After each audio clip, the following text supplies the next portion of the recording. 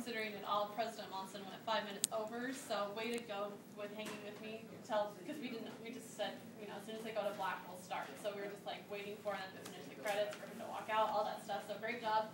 Thanks for hanging with me. And then with everything on top of it, I was killing all these stories because I thought we were super, super heavy. And then I realized that my clock on my computer is 2 minutes faster than the master clock. So we got put out 2 minutes faster than we were supposed to be. But you still stuck with me. Everything, I think, went pretty smoothly. There were a couple miscommunications still in the A block with OTSs and supers, and those got confused, and that was partially my fault, so I'll take full credit for that. But you guys stuck with me, and that was great. Thanks to my APs, they wrote this morning. They were done by like 9:30, so thanks for sticking around. You guys were great, and that's all I have for the moment. Okay, Anna, do you want to go next? I have some pretty basic things that it's okay since it's the beginning of the semester, but some of these things should not even be happening right now because we're advanced enough to know what's going on.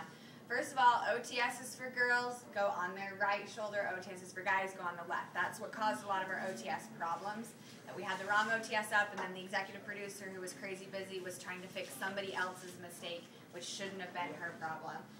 No spaces in scripts. If you have multiple sentences, don't leave large gaping spaces, especially, and this is something we forget to check, at the end of your script, always hold delete, see if it backspaces up, because our teleprompters will take everything, including lines of spaces. And so if we've got to scroll through things, sometimes the anchors can't get that script in time because we have producers who have left a lot of space. Put in all of the commands. If it says VO, then you take your on-cam for your anchor and then you take a VO. There are a lot of scripts that just have stuff written and no commands. Create your template before editing. This includes go in, put your take package command, put in all of your OTS commands, even if you don't have a graphic, because that again could catch net. We could have so many people seeing these problems before 11:55 and have them all fixed. And then lastly, put the anchor's name in. If you're writing a story, you've taken the on-cam command, write the anchor's name in. That was, I put that in like 15 different stories. Christine, go ahead. I have one more. Just a lot of the a lot of people left as soon as they were done with their stuff. Like I gave 2 people permission to leave to go to devotional because they were supposed to work on the internet today, and then, so they didn't have an internet thing to work on. So I said that they could go. You do need to stick around until after this meeting. So spread the word to everyone that you do need to be here until this meeting is over, after the show, if you're working on the show for the day. So a lot of people are gone now. That's all. Now all right, let me go over a few things here. I liked the open. The open went very well today. It read very, very well. It was very well done. I will tell you one thing that I'm not crazy about, though, in our writing on the opens and on bumps and things like that, is when we say, cardboard cutout guy in Florida will show you, okay? That's what we do. People understand that we show you things, okay? So you don't need to throw in the will show you. That's superfluous, okay? So save your producer some time by just saying, coming up later on the daily news, results, voting results from across the county. Then to the next thing. We don't say, we'll show you the highlights or we'll show you who won. That's what we do. Okay? So you don't need to include that sort of thing. I didn't make a big deal about this because it's election day, but it's something for you to put in your back pocket for future elections. Okay? On elections, candidates get really sensitive about face time when you're doing election coverage and political coverage, and who's getting more and who's getting less, because they understand the power of the media. Okay, it is generally considered that on election day itself, you show a candidate in terms of like their voting, but you don't necessarily promote a candidate. And we had a bite from somebody who was like, "Oh yeah, Steve, he's the greatest." Okay, and I could see all 5 other candidates pounding down my door as news director saying, "Why did you promote Steve in your newscast while the polls were open and not me?" Okay, so don't, on election day in particular, you can cover that people are voting. You can even ask people, why do you think it's important to vote, but don't ask them who they're voting for or who they're supporting on election day. If you're doing that as part of a story about polls, like a week before, well, yeah, I'm voting for Steve because he's going to, that's fine. You then consider some equal time opportunities there to show other candidates. Okay? But especially on election day itself, cover that people are voting.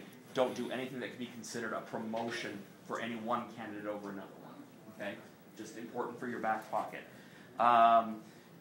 Tripped over a lot of names today because we had a lot of names in the newscast. Producers, when you're writing people's names in particular, if it's a name that doesn't have a common pronunciation to it, spell it pronouncer style, okay? So that you give these guys a chance, okay? But I think that we call Del Shancy, Del Schultz, or Sanchez. We gave him a south of the border feel. And then also you can put it in red so that you guys can still read it, but it won't go out over a prompter. So if you have questions on how to do that, you can ask me or any of them. And let them help you. But anytime, I remember a day that when I was working in Vegas where I had an anchor who was giving me a lot of grief, and I called in to tell him, hey, you've got a killer pronouncer coming up in this story. And he was mad at me, so he hung up the phone, and I'm like, okay, then you get to trip through the pronunciation. But don't let it be your fault as the producer. Let the anchor take the heat for it. You give them the pronouncers, okay? I forget why I wrote that one down, so I'm not going to do that one. Weather VO. I like our weather VO, but and this is more of a procedural thing. I just don't know. When we go to currents, though, it is a full-frame graphic. Is it possible for it to be just supered over our weather VO, or do we not have the capability for that? I don't understand. Well, we were seeing the what is it called, the tree of life, or whatever is over here, and then it's sunny, but it's not Waha sunny.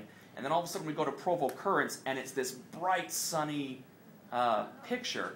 And I was just thinking that if we did that yesterday, then we went from what looked like a campus shot in the rain to what was a campus shot in bright sunshine.